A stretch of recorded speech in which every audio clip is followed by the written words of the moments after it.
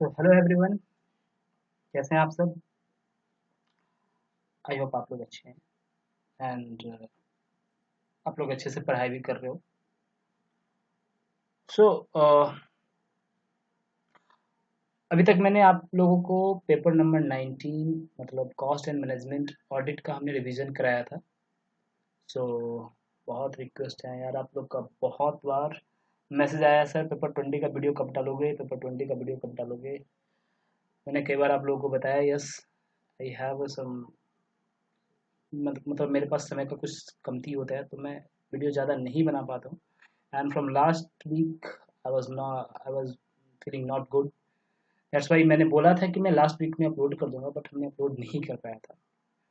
तो चलिए मैं आज मैं आप लोग को पेपर 20 का स्ट्रेटेजिक परफॉर्मेंस मैनेजमेंट टॉपिक से चैप्टर नंबर 1 का रिवीजन वीडियो कराता हूँ, आप लोग को रिवीजन वीडियो देता हूँ। और मैंने आप लोगों से बोला भी कि मैं इस पेपर का मैं चैप्टर वाइज रिवीजन वीडियो दूंगा आप लोग को। मतलब आपको एक ही वीडियो में सारा चैप्टर नहीं मिलेगा, चैप्टर वाइज में दूंगा, आप लोग के लिए भी आसान होगा।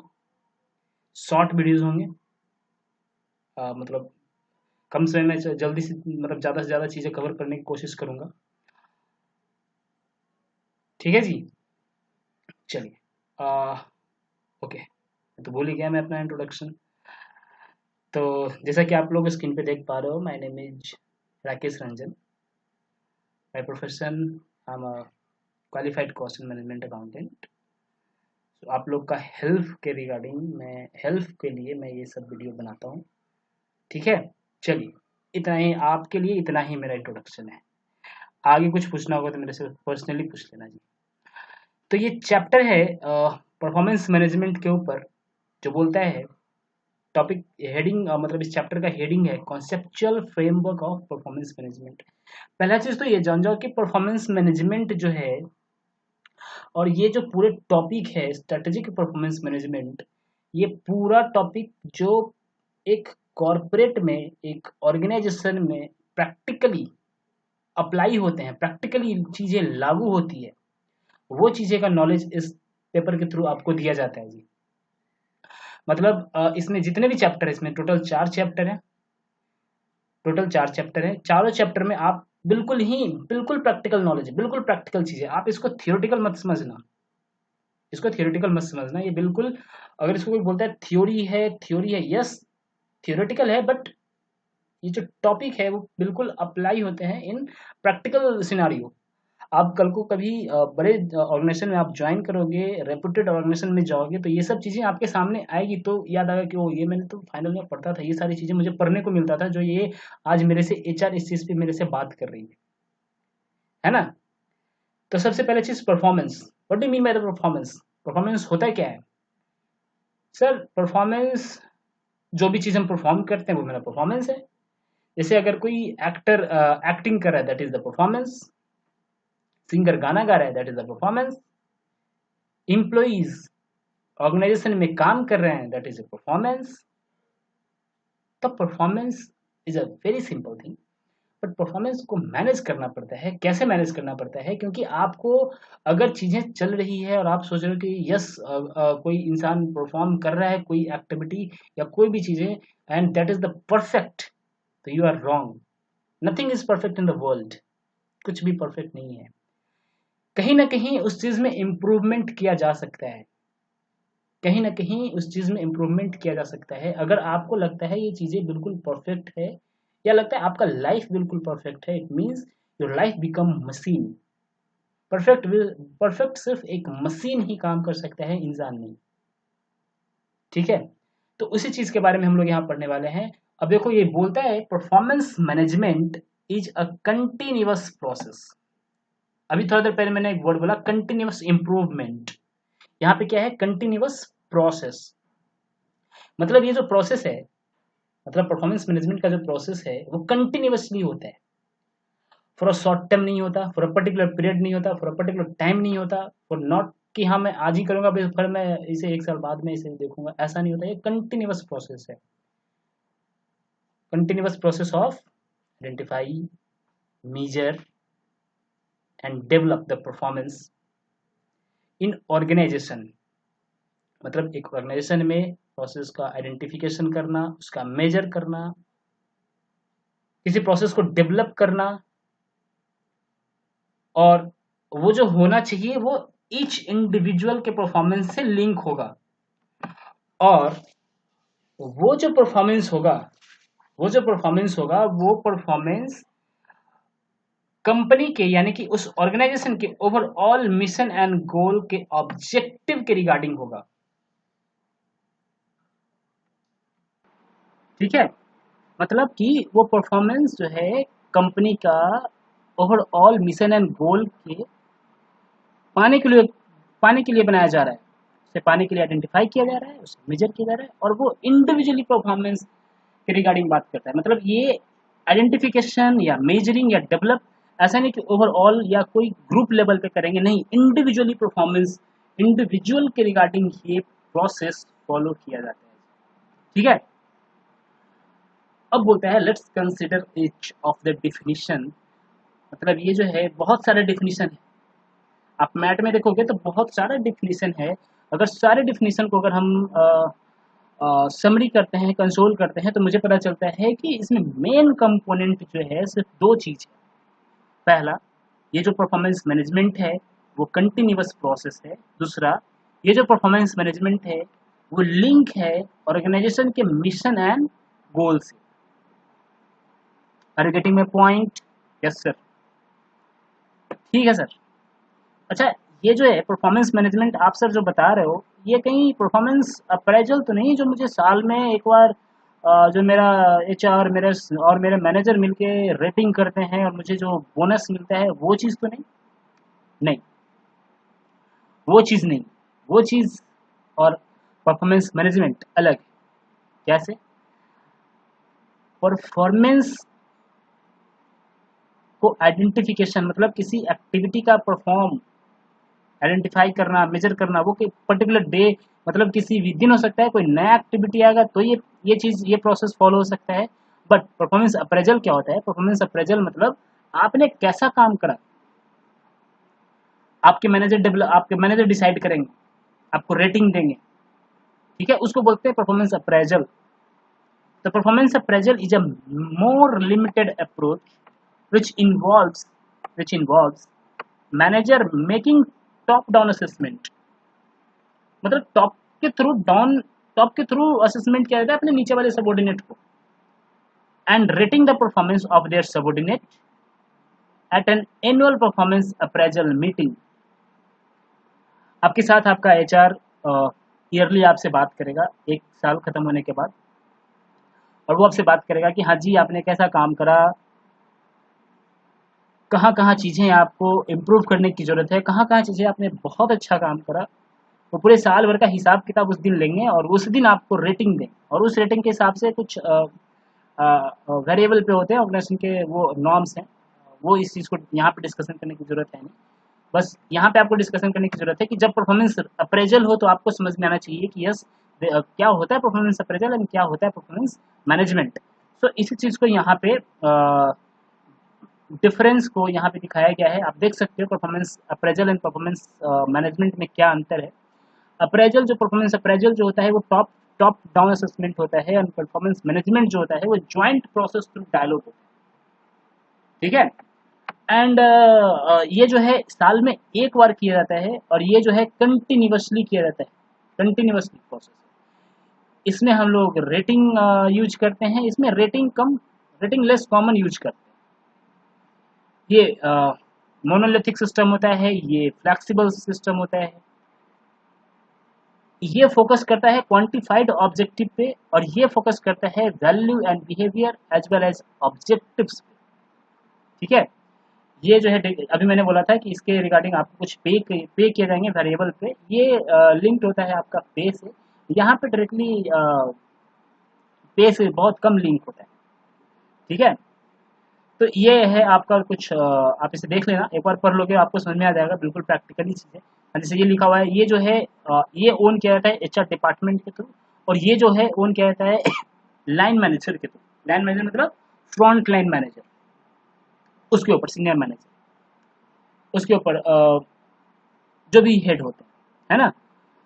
अब परफॉर्मेंस मैनेजमेंट का साइकिल कैसे चलता है? तो परफॉर्मेंस मैनेजमेंट का साइकिल चलता है, कुछ चीज़ें जो हम अगर नया चीज़ लाने की कोशिश कर रहे हैं तो सबसे पहले हम लोग क्या बनाएंगे? प्लानिंग बनाएंगे। तो सबसे पहले हम लोग प्लान, साइकिल का सबसे पहला हिस्सा आएगा प्लान। उस प्लान को हम लोग एक्ट करेंगे, मतलब इम्प्लीमेंटेशन। अब इम्प्लीमेंटेशन करने के बाद उसका मॉनिटर किया जाएगा। इम्प्लीमेंटेशन के बाद उसका क्या किया जाएगा? मॉनिटर किया जाएगा जी। और मॉनिटर के बाद क्या किया जाएगा? उसके रिजल्ट को एनालाइज किया जाएगा कि यस, रिजल्ट जो है मेरा, वो मेरा एज पर डिजायर रिजल्ट है भी या नहीं। इट मीन्स कि हम उसे रिव्यू भी करेंगे कि जो मैंने सोच कर, जो रिजल्ट हमने सोच कर, ये जो प्लान या जो भी परफॉर्मेंस मैनेजमेंट इम्प्लीमेंट करा है, वो क्या हम उसे पा भी रहे हैं या नहीं। ठीक है, ओके। उसके बाद परफॉर्मेंस मैनेजमेंट का कंपोनेंट्स क्या क्या होता है? तो सबसे पहला चीज हम लोग परफॉर्मेंस को प्लान करना। आप पूरे साल इस चीज को करेंगे तो उसका अप्रेजल एंड रिव्यू करना। Feedback on the performance followed by the performance by personal counseling and performance facilitation। जो बहुत अच्छा परफॉर्म करेगा उससे मैं रिवार्ड भी दूंगा फॉर मोटिवेशन पर्पस। अगर मैं 20 एम्प्लॉय के बीच कोई बहुत अच्छा काम करता है तो जनरली ऑर्गेनाइजेशन में आपको आप आप अगर काम कर रहे हैं तो आप देखे भी होंगे या इन फ्यूचर आप देखोगे, जनरली क्वार्टरली RNR परफॉर्म किया जाता है। RNR मतलब बहुत सारे लोग समझ रहे होंगे या नहीं समझ रहे होंगे, तो उनके लिए मैं बता दूं, रिवार्ड एंड रिकॉग्निशन। बहुत अच्छे काम करोगे तो तुम्हें रिकॉग्नाइज किए जाएंगे और तुम्हें रिवार्ड दिए जाएंगे। मॉनेटरी रिवार्ड हो सकता है कुछ, या सर्टिफिकेट दे सकते हैं। तो बहुत अच्छे परफॉर्म करने वाले को रिवार्ड दिए जाएंगे। ये भी एक कंपोनेंट है परफॉर्मेंस मैनेजमेंट का। परफॉर्मेंस इंप्रूवमेंट प्लान मतलब जो भी प्रोसेस आप फॉलो कर रहे हो, या उसे जैसा कि हमने बोला था कि कुछ इम्प्रूवमेंट होना चाहिए, हर जगह इम्प्रूवमेंट होना चाहिए, तो वो इम्प्रूवमेंट प्लान भी इसका एक कंपोनेंट है। पोटेंशियल अप्राइजल, ये भी इसका एक कंपोनेंट है। नेक्स्ट सर मुझे बताओ, ये जो परफॉर्मेंस, प्रोडक्टिविटी, एफिशिएंसी, ये तीनों सेम है क्या? बिल्कुल नहीं, बिल्कुल नहीं। ये तीनों अलग अलग हैं, तीनों एक ही जैसा साउंड करते हैं। अब इसे देखो, efficiency and productivity, efficiency and productivity जो बात करता है वो, आप ध्यान से सोचोगे तो ये इनपुट एंड आउटपुट के ऊपर बात करता है। इफिशियंस मतलब, अब मेरा कोई लेबर है, अगर हम उसे 100 इनपुट देते हैं और कोई लेबर उस 100 इनपुट से जो मेरा फाइनल आउटपुट तैयार करता है वो 10% नॉर्मल लॉस को कंसिडर करते हुए 90 फाइनल आउटपुट तैयार करता है, और कोई और एक लेबर है जो 100 इनपुट देते हैं तो वो 50 आउटपुट तैयार करता है, तो मैं बोलूंगा ना जो 50 आउटपुट तैयार करने वाले भाई तुम ना इनएफिशिएंट है यार, है ना। तो इनपुट आउटपुट से रिलेट करता है प्रोडक्टिविटी भी एंड इफिशियंसी भी। बस इसी को यहाँ पे पढ़ना है और कुछ नहीं। In an organisation, in an organisational context, productivity and efficiency reflect overall performance. Okay, अच्छा, ये जो प्रोडक्टिविटी एंड इफिशियंसी ही बताता है ओवरऑल परफॉर्मेंस को। This could lead to increase और decrease in shareholder wealth. बहुत अच्छी बात, मतलब अगर प्रोडक्टिविटी किसी ऑर्गेनाइजेशन का कम होगा तो शेयर होल्डर का वेल्थ भी घटेगा। अगर प्रोडक्टिविटी किसी ऑर्गेनाइजेशन का बहुत अच्छा होगा तो उसका वो ऑर्गेनाइजेशन के शेयर होल्डर का वेल्थ भी इंक्रीज करेगा। I hope you are getting my point. Wealth means जो भी उसमें पूंजी लगा हुआ है। In a same way efficient, अगर ऑर्गेनाइजेशन में बहुत इफिशियंट बंदे अगर काम कर रहे होंगे, बहुत स्किल्ड बंदे काम कर रहे होंगे, तो शेयर होल्डर का वेल्थ इंक्रीज ही करने वाला है क्योंकि ये डिपेंडेंट है उसी पे। इफिशियंट इंसान अगर बहुत अच्छा काम करेगा तभी प्रोडक्टिविटी अच्छा होगा। ठीक है, और अगर मैं अगर बिल्कुल आप लोगों से रिलेटेड मैं एग्जांपल दूं, कॉस्ट अकाउंटेंट एंड आप कॉस्ट अकाउंटेंट हो, आपको बहुत सारी चीज़ का नॉलेज है। आप अगर बात करते हैं फाइनेंस के ऊपर आपका नॉलेज है, सप्लाई चेन के ऊपर आपका नॉलेज है, टैक्सेशन के ऊपर आपका वो बहुत अच्छा नॉलेज है, तो आप किसी ऑर्गेनाइजेशन में आप अगर एज ए फाइनेंस मैनेजर आप अगर कहीं काम कर रहे हो और एक नॉर्मल इंसान जो बाहर से आता है जो कॉस्ट अकाउंटेंट नहीं है और उसके पास कोई टेक्निकल इस तरह का नॉलेज नहीं है और वो इंसान अगर उसी डिपार्टमेंट में एज अ फाइनेंस मैनेजर आते हैं तो कौन अच्छे काम करेंगे बताओ? ऑब्वियस सी बात है कॉस्ट अकाउंटेंट काम करेगा, उसे नॉलेज है, बस उसे एक बार समझाने की जरूरत है, एक बार उसे फाइल देखने की जरूरत है, वो बहुत अच्छा काम कर सकता है। तो यहाँ पे सेम चीज है कि एक इफिशियंट बंदा अगर काम करता है तो उस डिपार्टमेंट का या उस चीज उस पर्टिकुलर फंक्शन का प्रोडक्टिविटी बहुत अच्छा होगा। अच्छा, hence government, economists and professional are concerned with the defining and measuring the concept of productivity and efficiency. It means कि देखो परफॉर्मेंस मैटर नहीं करता, परफॉर्मेंस मतलब परफॉर्मेंस के लिए ज़्यादा कंसर्न होने की ज़रूरत नहीं है। आपको अगर परफॉर्मेंस आइडेंटिफाई करना है, अगर आपको परफॉर्मेंस चेक करना है तो आपको उसके लिए सबसे पहले क्या डिफाइन एंड क्या मेजर करना पड़ेगा? Productivity and efficiency. It means कि performance means what? Performance will be the product of efficiency and productivity. Simple बात।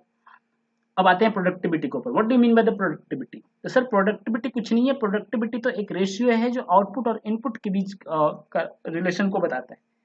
तो उसी चीज को हमने यहाँ पे लिखा है at a basic level productivity examines the relationship between the input and output in a given production process.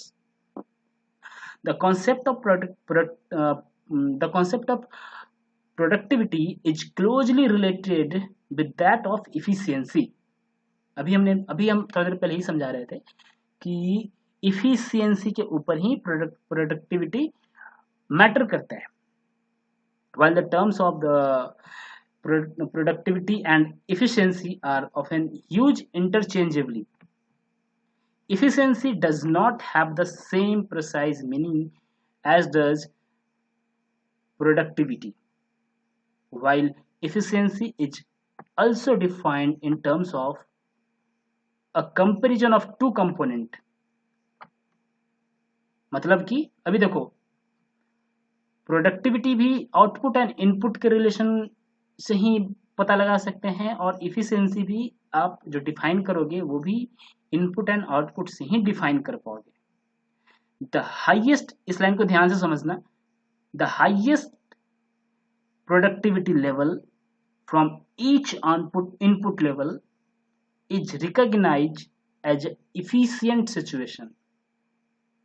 अभी मैंने थोड़ा देर पहले यही बताया था कि अगर बहुत अच्छा प्रोडक्टिविटी आप दोगे इट मीन्स कि वो बताएगा कि ये इफिशियंट सिचुएशन को बता रहा है, इफिशियंट सिचुएशन को रिकॉग्नाइज करा रहा है। Further suggest that efficiency reflect the ability of firm to obtain maximum output from a given set of input. ठीक है जी। If a firm is obtaining maximum output from a set of input, तो उसको क्या बोलेंगे कि ये firm बिल्कुल efficient firm है। मतलब जो मैक्सिमम आउटपुट होना चाहिए, जो जैसे अभी हम अभी थोड़ा देर पहले एग्जांपल दिए थे कि 100 इनपुट लगाते हैं और मेरा नॉर्मल लॉस 5 से 10% का होता है, तो मेरा मैक्सिमम आउटपुट कितना होना चाहिए? 90 आउटपुट होना चाहिए। और अगर फर्म 90 आउटपुट तैयार कर रहा है इट मीन्स कि हम उसको क्या बोलेंगे कि ये फर्म बिल्कुल इफिशियंट फर्म। ठीक है, ये हुआ प्रोडक्टिविटी के ऊपर। अब इफिशियंसी के बारे में क्या बात करता है? तो इफिशियंसी के बारे में वही बात करेगा जो अभी ऑलरेडी वो कवर हो चुके हैं ऊपर में, लेकिन एक बार मैं पढ़ लेता हूँ। Efficiency sorry efficiency consist of two main component. एक होता है टेक्निकल इफिशियंसी और दूसरा होता है allocative efficiency. Generally the term efficiency refer to the technical efficiency. अगर जनरली अगर इफिशियंसी का बात किया जाता है तो वो कौन सा इफिशियंसी के बारे में बात करता है? टेक्निकल इफिशियंसी की बात करता है। As discussed in the previous section, technical efficiency occur if a firm obtain maximum output. अगर कोई फर्म मैक्सिमम आउटपुट तैयार कर रहा है तो उसको हम लोग क्या बोलेंगे? Technical efficiency. और allocative efficiency means when a firm choose the optimal combination of input given the level of prices and the production technology. When a firm fails to choose the optimal combination of input at a given level of prices, it is said to be allocatively inefficient. Allocatively inefficient मतलब mix, हम combine करते हैं कई, मतलब जितने भी मेरा finish goods तैयार होता है, जितने भी मेरा प्रोडक्शन तैयार होता है, सारे का इनपुट को हम कॉम्बिनेशन कर कर हम अगर इफिशिएंट, अगर हम इफिशिएंसी लेवल चेक करने की कोशिश कर रहे हैं तो उसको हम कौन सा एफिशिएंसी बोलेंगे? Allocative efficiency. ठीक है जी, ओके सर, अब आगे आप बढ़ सकते हो। इफिशिएंसी हो गया, प्रोडक्टिविटी भी हो गया। अब आते हैं फाइनेंशियल परफॉर्मेंस एनालिसिस। ये क्या होता है? अच्छा, ये जो मैंने ए बी सी जो हमने यहाँ पे मेंशन करा है, आप एक बार स्टडी मैट के साथ इस नोट्स को रेफर करना। और मैं रेफर करने के बारे में अगर बोल रहा हूँ, इट डजेंट मीन कि आप पूरे स्टडी मैट पढ़ोगे। मैंने स्टडी मैट को ही यहाँ पे इस कलरफुल और इस शॉर्ट में हमने बनाने का कोशिश करा है। टोटल का टोटल टॉपिक हमने यहाँ पे कवर करा है। आपका पूरा एक चैप्टर 6 पेज के नोट्स में खत्म हो जाएंगे। तो अभी मैं दूसरा पेज खत्म करने को करूँ। सो अब बात करते हैं financial performance analysis. Financial performance analysis क्या होता है? Financial performance analysis is the process of identifying the financial strength and weakness. मतलब फाइनेंशियल बिजनेस में फाइनेंशियली कौन ऐसा चीज है। अब कौन ऐसा चीज है मतलब, अब जैसे ही कोई फाइनेंशियल बोलता है तो आपके दिमाग में बिल्कुल ही इमेज जो होना चाहिए, वो इमेज होना चाहिए, एक बैलेंस शीट का इमेज होना चाहिए और एक प्रॉफिट एंड लॉस का इमेज होना चाहिए। क्योंकि किसी भी ऑर्गेनाइजेशन का आप फाइनेंशियल सिचुएशन या फाइनेंशियल एनालिसिस या फाइनेंशियल पोजीशन चेक करोगे तो आप क्या चेक करोगे? Balance sheet and profit and loss account ही चेक करोगे। तो आप वहां से पता लगा सकते हो कि इसमें से कौन सा ऐसा चीज है जो इस ऑर्गेनाइजेशन के लिए स्ट्रेंथ बना हुआ है और कौन सा ऐसा चीज है जिससे वीकनेस है, इस मतलब इस फर्म के लिए वीकनेस है। और आपका आपका काम क्या होगा? उस एरिया को डिफाइन करना, जो वीकनेस है उसे आपको इम्प्रूव करने की जरूरत होगी। ठीक है, चलो एक बार पढ़ते हैं। आई थिंक यही चीज यहाँ पे लिखा हुआ है। Financial performance analysis is the process of identifying the financial strength and weakness of the firm by properly establishing the relationship between the item of balance sheet and the profit and loss account. Area of financial performance analysis, क्या क्या आप चीजें हैं जो check करोगे? तो आप जो है financial analyst often assess the firm's production and productivity performance, profitability performance, liquidity performance, working capital performance, fixed asset performance. ये सारे वर्ड आपको जाना पहचाना लग रहा है, और अगर नहीं जाना पहचाना लग रहा है तो मैं बता रहा हूँ। प्रॉफिटेबिलिटी परफॉर्मेंस के लिए आप क्या रेशियो निकाला करता था? आप रेशियो निकाले करते थे उस वक्त gross profit ratio. 11th class के बच्चे पढ़े करते हैं, आप भी पढ़े होंगे। और अगर आपका कॉमर्स नहीं बैकग्राउंड है तो आप CA foundation, sorry CMA foundation और सीएमए इंटर के पेपर में फाइनेंशियल अकाउंटिंग या फाइनेंशियल मैनेजमेंट के पेपर में आप पढ़ोगे। प्रॉफिटेबिलिटी परफॉर्मेंस एनालिसिस के लिए आप जीपी रेशियो, एनपी रेशियो, ये सब चीजें निकालते हैं। लिक्विडिटी परफॉर्मेंस को आप जानने के लिए आप करंट रेशियो निकालते हैं, है ना, लिक्विड रेशियो निकालते हैं। वर्किंग कैपिटल परफॉर्मेंस के लिए वर्किंग कैपिटल से रिलेटेड जितने भी रेशियो निकलते हैं। तो ये रेशियो निकलता कहाँ है? बैलेंस शीट के 2 आइटम से निकलता है। फिक्स एसेट का परफॉर्मेंस जानने के लिए आप fix asset turn over ratio निकालते हो कि मैं कितना का पूंजी लगा रखा हूँ और इस पूंजी के रिलेशन में मैं कितने का साल में बिक्री करता हूँ, सेल करता हूँ। That is the fix asset turn over ratio. और इसी से तो पता चलेगा कि मेरा फिक्स एसेट क्या सही यूटिलाइज हो रहा है, परफॉर्म हो रहा है या नहीं, इंडस्ट्री के कंपेरिजन। बस यही है सर। हाँ सर, बस यही है और कुछ नहीं है। End fund flow performance. Fund flow performance means आप फंड फ्लो स्टेटमेंट बनाते हो। Fund flow statement, fund means what? Fund means working capital. Working capital का आना, वर्किंग कैपिटल का यूटिलाइजेशन, कहाँ से उसके लिए पैसा आता है, कहाँ हम उसको यूटिलाइज करते हैं, source of fund and application of fund. Financial health is measure from the following perspective: working capital analysis, financial structure analysis, activity analysis and profitability analysis. और इसको डिटरमाइन करने के लिए क्या क्या टेक्निक्स हैं एंड क्या क्या टूल्स हैं। तो यहाँ पे जो पढ़ना है आपको, वहां पे पढ़ना है 3 टेक्निक एंड 3 टूल्स हैं। पहला आप रेशियो के थ्रू एनालाइज कर सकते हो, जो अभी अभी अभी जस्ट हमने अभी हम बात कर रहे थे, liquidity ratio, capital structure and leverage ratio, profitability ratio, activity ratio, ये सब अभी हम बात कर रहे थे। रेशियो से आप इसको एनालाइज कर सकते हो या कॉमन साइज फाइनेंशियल एनालिसिस बना सकते हो। सर ये कॉमन साइज फाइनेंशियल एनालिसिस क्या होता है? तो कॉमन साइज फाइनेंशियल एनालिसिस होता है कि ये जो स्टेटमेंट बनता है वो वर्टिकल स्टेटमेंट बनता है, और इसमें हम लोग क्या करते हैं, अगर पीएनएल का हम एनालिसिस करने जाते हैं तो पीएनएल का जो नेट रेवेन्यू, ठीक है, और बैलेंस शीट में जो टोटल असेट और टोटल लायबिलिटीज, उसको हम 100% काउंट करते हैं, और उसको टोटल जितने भी आइटम्स हैं उसके पर्सपेक्टिव में कितना परसेंटेज है इंडिविजुअली, उसको कैलकुलेट करेंगे और हम चेक करेंगे। अब जैसे टोटल एसेट मेरा है, टोटल अगर मैं एसेट बात करूं, फॉर एग्जांपल 1000 का टोटल एसेट है, और उसमें से 800 रुपए का तो मेरा करंट एसेट है, और करंट एसेट में भी मेरा कैश नहीं डेटर है। तो आप खुद सोचो उस बिजनेस का क्या स्ट्रक्चर है। भाई तेरे पास 1000 का एसेट है और 80% तो तुम्हारा उधारी मार्केट में चल रहा है। तो पहला चीज की कैश की दिक्कत, लिक्विडिटी पोजीशन इस फर्म का खराब है। समझ रहे मेरी बात? ओके। और ट्रेंड एनालिसिस, ट्रेंड एनालिसिस कुछ नहीं सर, पिछला साल का भी हम सेम बैलेंस शीट उठाएंगे और पिछला साल का भी सेम पीएनएल उठाएंगे, और इस साल के पीएनएल से उसको हम पिछला साल को बेस मानते हुए हम ये चेक करेंगे कि कितना परसेंट से स्पाइक किया है, क्या हाइक मतलब या ये इंक्रीज किया है या डिक्रीज किया है। पिछले साल को हम ट्रेंड, पिछले साल को बेस अमाउंट मानेंगे, ठीक है। तो यहाँ पे ये लिखा हुआ है, in this technique a base year is chosen and the amount of item for that year is taken as a 100 for that year on the basis of that index number for another for other year are calculated and it's so in the direction which are going, which concern is going।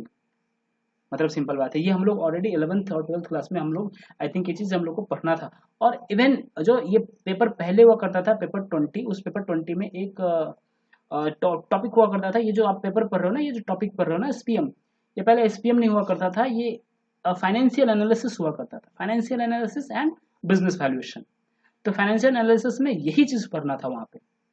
ये 3 topic देख रहे हैं ना, ये 3 topic से related एक chapter था, और इंस्टीट्यूट में ये क्वेश्चन कई बार पूछे जाते थे, बहुत इजी क्वेश्चन हुआ करता था कोडिंग। बट अफसोस ये आपके लिए नहीं है, अब तो खत्म हो गया। अब क्या सोचना उसके बारे में, अब जो है उसी के बारे में सोचना पड़ेगा सर। अब बात करते हैं supply chain management. Sir supply chain management क्या होता है, ये वर्ड से ही पता चल रहा है। From the manufacturing to the deliver of a goods, जितने भी ये सब जुड़ा हुआ है, एक चेन से जुड़ा हुआ है, ये सारे चीज जुड़ा हुआ है, एक चेन से जुड़ा हुआ है। मैन्युफैक्चरिंग करने के लिए मुझे इनपुट चाहिए, इनपुट लाएंगे, उसकी मैन्युफैक्चरिंग करेंगे, प्रोडक्शन करेंगे, फिर उसको सेल्स करेंगे, सेल्स एंड डिस्ट्रीब्यूशन के लिए, ये सब एक चीज चेन से जुड़ा हुआ है। इसी को हम लोग बोलते हैं सप्लाई चेन मैनेजमेंट।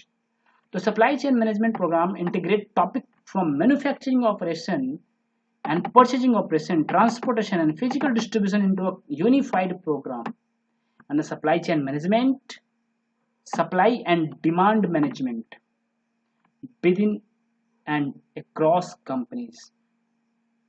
ठीक है, इसका कंपोनेंट्स क्या है? तो इसका 5 कंपोनेंट होता है। पहला, मुझे कोई चीज बनाना है, मुझे कोई चीज बनाना है, मेरे पास कोई ऑर्डर आता है, कस्टमर का डिमांड आता है, तो मैं प्लान करूंगा। यस, मैं सबसे पहले प्लान करूंगा कि मुझे ये चीज का मेरे पास ऑर्डर आया है, मेरे पास कस्टमर का डिमांड आया है, मैं इस चीज को फुलफिल करने के लिए मैं सबसे पहले इसे बनाने के लिए सोचूंगा। और नेक्स्ट उसके लिए मुझे सोर्स मतलब सप्लायर, इसका जो इनपुट है वो इनपुट मुझे कौन प्रोवाइड करेगा?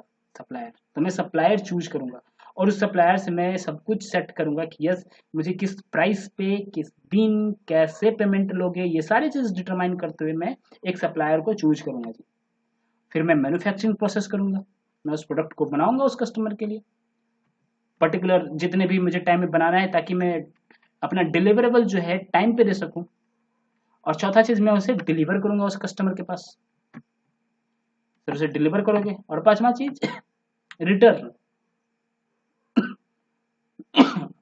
अगर सॉरी, अगर उस प्रोडक्ट में कोई भी डिफेक्टिव पाया जाता है तो वो इंसान मुझे क्या करेगा, और मेरा कस्टमर मुझे क्या करेगा, वो प्रोडक्ट मुझे रिटर्न करेंगे।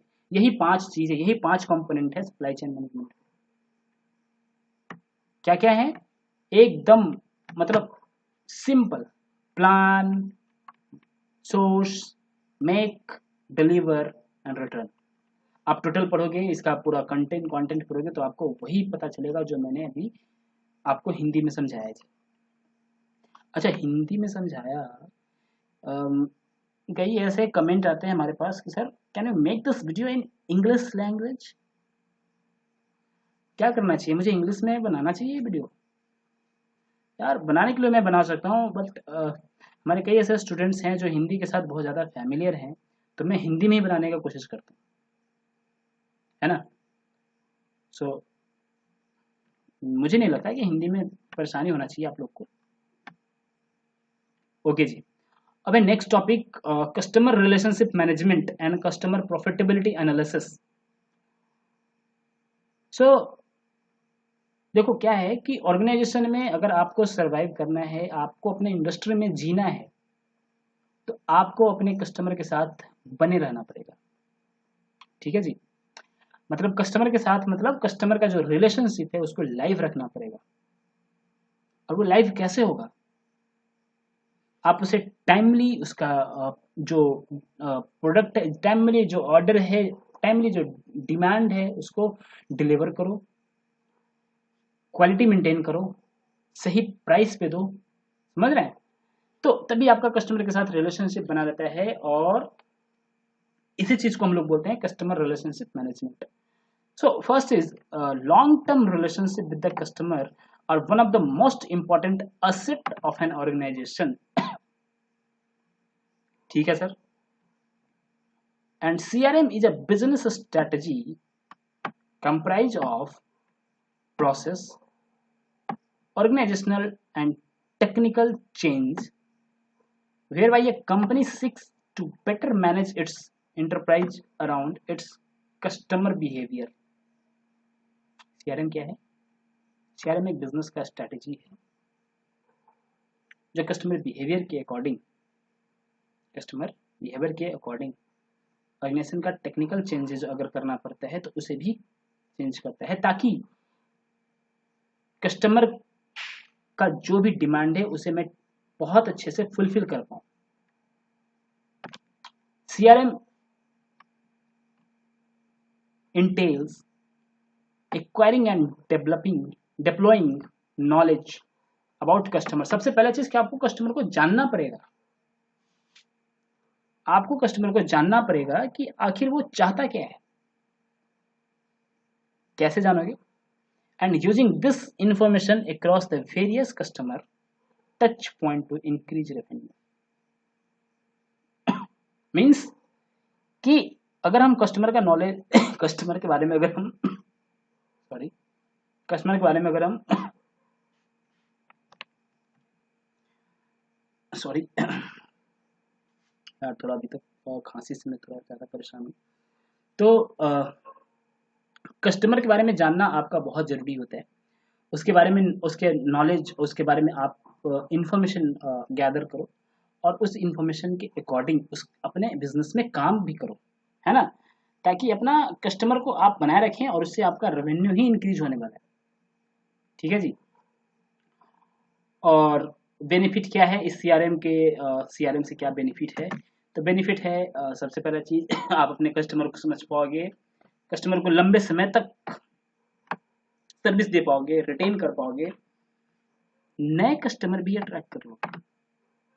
अगर आप एग्जिस्टिंग कस्टमर का डिमांड, एग्जिस्टिंग कस्टमर का रिक्वायरमेंट बहुत अच्छे से फुलफिल कर पा रहे हैं, तो ऑब्वियसली वो आपको नए कस्टमर लेकर आएंगे। ठीक है, win new client and contract, this is a repeating thing, increase profitability, decrease customer management cost. Okay, so next Parts of the CRM. Parts of the CRM means there are three parts of the CRM. There are three parts of the customer relationship management. The first is analytical, second is operative, and third one is collaborative. So analytics CRM is a customer data analysis. क्या है ये? Customer data analysis है. It's evaluation, modelling and prediction of customer behaviour. मतलब इस analysis के through हम customer का behaviour को प्रिडिक्ट कर सकते हैं. It can evaluate efficiency of marketing campaign and propose price and even develop and propose new product. ठीक है, आप इसके थ्रू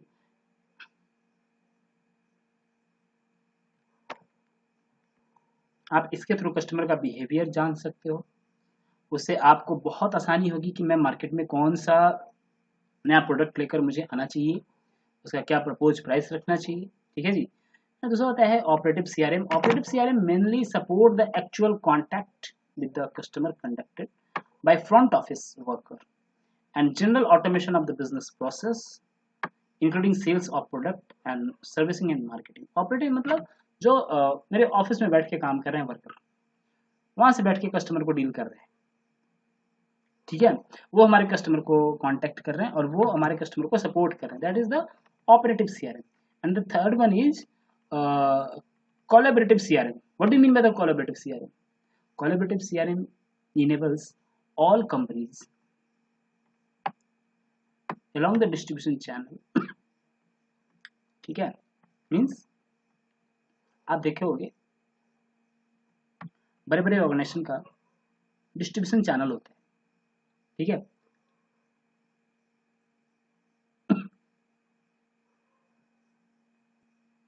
फ्रेंचाइजी होते हैं, डिपार्टमेंट्स. वो लोग जस्ट कंपनी के डिपार्टमेंट जैसा काम करते हैं. वो उस कंपनी के साथ काम करते हैं. वो कंपनी के जितने भी इंफॉर्मेशन कस्टमर होते हैं उसका इंफॉर्मेशन शेयर करते हैं. ठीक है, जस्ट लाइक पार्टनर के जैसा वो कंपनी में वो काम करते हैं. तो इसीलिए इसको बोला जाता है partner relationship management. Collaborative CRM को भी पार्टनर रिलेशनशिप मैनेजमेंट बोला जाता है. ये सब थियोरेटिकल आपको क्वेश्चन या ऑब्जेक्टिव क्वेश्चन पूछ सकते हैं. पार्टनर रिलेशनशिप मैनेजमेंट ये आते ही मत बोलना कि यार सर तो पढ़ाया ही नहीं पार्टनर रिलेशनशिप मैनेजमेंट, और ये स्टडी मैट के किसी एक लाइन में ऐसे घुसा हुआ है कि आपको पता भी नहीं चलेगा. सो इस चैप्टर का सबसे last topic customer profitability analysis क्या होता है. So customer profitability analysis has become an important new management accounting tool based on recognition that each customer is different and that each dollar pound of revenue does not contribute equally to the firm's profitability. Customer utilize company resources differently, thus customer cost vary from one customer to another. So typically traditional cost accounting is not able to identify product and service cost or distribution and delivery cost for individual customer. ठीक है जी.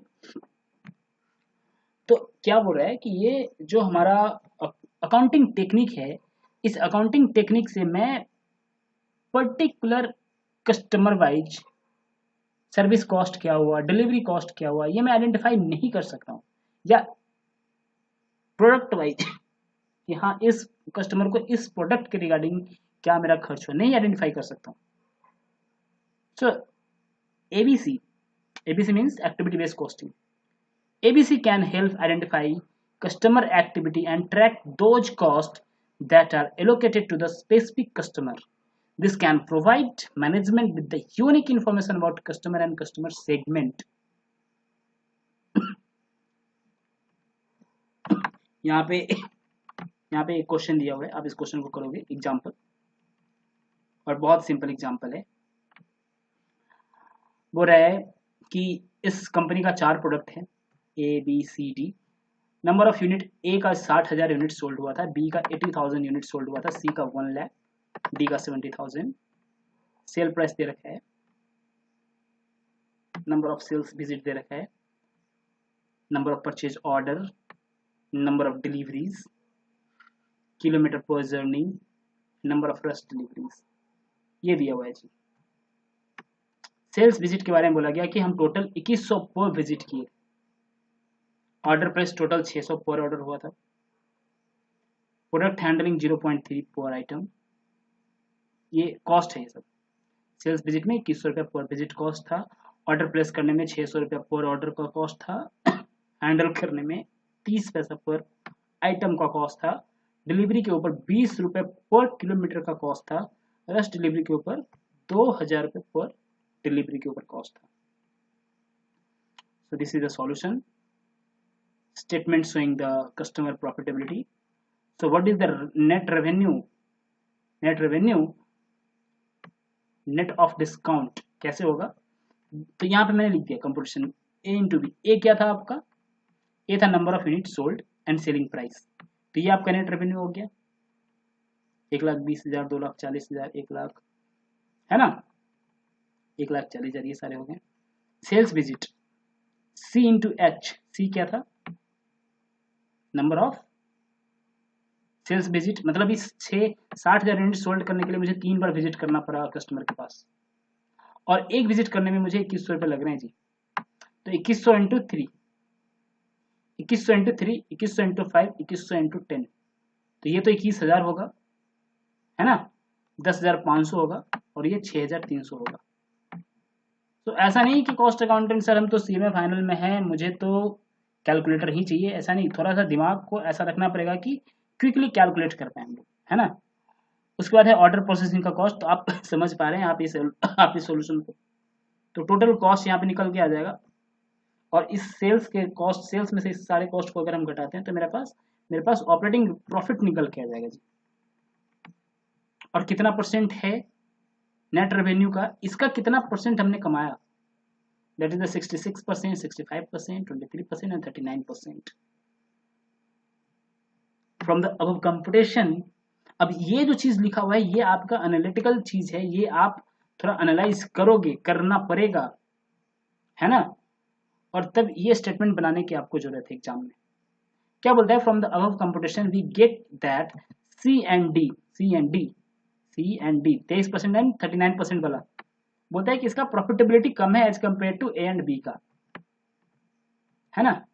सच an analysis में show the Pareto curve, Pareto analysis होता है ना, Pareto analysis बोलता है 20% 80% के बारे में बात करता है, ये कॉस्टिंग का एक टॉपिक है Pareto analysis. So that is the 20% of customer provided and 80% of the net profit.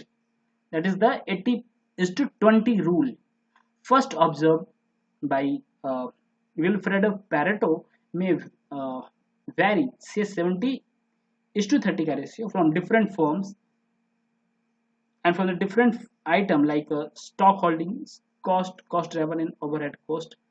तो मतलब ये सिंपल एनालिसिस यहाँ पे किया गया है कि हम जो है सबसे पहले कस्टमर को सबसे पहले टारगेट करेंगे ए और बी के as compare to C and D को, और भी किस रेशियो में करेंगे, तो 8:2 के रेशियो में करेंगे as per the Pareto analysis. ठीक है सर, ठीक है सर, ये आपका चैप्टर 1 आपका यहाँ पे खत्म हो जाता है। So that is the first revision video. Sorry मैं थोड़ा यार एक तो वीडियो बहुत कम बना पा रहा हूँ, ऊपर से थोड़ा मेरी तबीयत भी ठीक नहीं चल रही, तो आप लोग बट यस खुद से पढ़ते रहिए। और मैंने आपको पहले भी बोला है कि मैं इस SPM टॉपिक का मैं कंप्लीटली रिवीजन दिसंबर एग्जाम के पहले मैं आपको दे दूंगा विथ नोट्स। आप समझ पा रहे हैं, मुझे नोट्स बनाने में टाइम लगता है, वीडियो बनाने में टाइम नहीं लगता, बट यस नोट्स बनाने में मुझे टाइम लगता है, मुझे नोट्स बना करके ही वीडियो बनाने चाहिए। मुझे तो लगता है नोट्स को कमर्शियली मुझे यूज करना चाहिए, बट नहीं, मैं नहीं कर रहा इस बार, आगे का नहीं पता, बट यस आप लोग को इस अटेम्प्ट के लिए मैं ये टॉपिक कंप्लीटली रिवाइज करा दूंगा, डोंट वरी। आप बिजनेस वैल्यूएशन के ऊपर ज़्यादा दिमाग लगाओ, और इवन इस पे भी थोड़ा सा हमारे रिवीजन करने के दौरान, रिवीजन करने के बाद आप स्टडी मैथ्स से ज़रूर इसे मैच कराओ कि कौन सा ऐसा टॉपिक है जो मैंने नहीं कवर करा। एंड मुझे नहीं लगता कि कोई ऐसा टॉपिक आपका निकल के आएगा कि हमने उसे यहाँ पे कवर नहीं करा है, चाहे वो कोई सा टॉपिक हो।